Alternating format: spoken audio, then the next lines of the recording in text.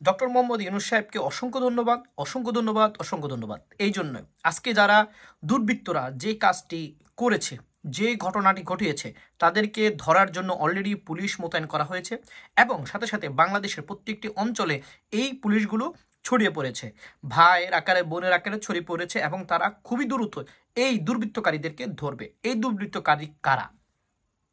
এই দুর্বৃত্তকারী আওয়ামী লীগ, ছাত্রলীগ এবং যুবলীগ এবং শ্রমিক লীগের অঙ্গ সংগঠনের দলগুলো। এই মানুষগুলোকে অবশ্যই ধরতে হবে।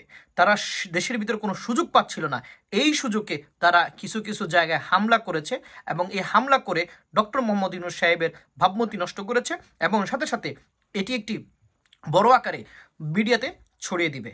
আর এটি ছড়িয়ে দেওয়ার জন্য প্রথম আলো, ডেইলি স্টার এগুলো অতপ্রতভাবে জড়িত হবে, যুক্ত হবে, লাখ লাখ টাকা খরচ করবে আর এদের উদ্দেশ্য এই কাজটি করতে সক্ষম হবে।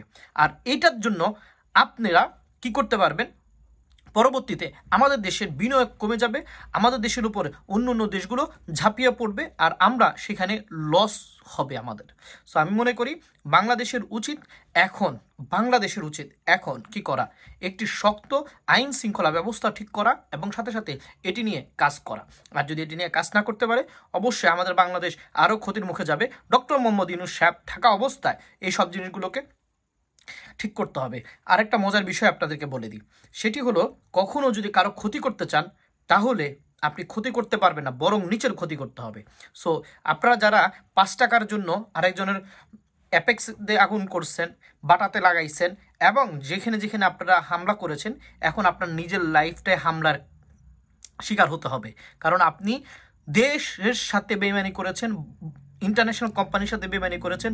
আপনি বয়কট করতে পারেন কিন্তু আপনি কারো ক্ষতি করতে পারেন না। আপনি বয়কট করতে পারেন কিন্তু কারো ক্ষতি করতে পারেন না। সো বি কেয়ারফুল থাকেন। আপনারা এইগুলোর জন্য অবশ্যই সাজাপ্রাপ্ত হবেন, আপনাদেরকে সকলকেই ধরা হবে ইনশাল্লাহ। জিন্দাবাদ, ইনকলাব জিন্দাবাদ।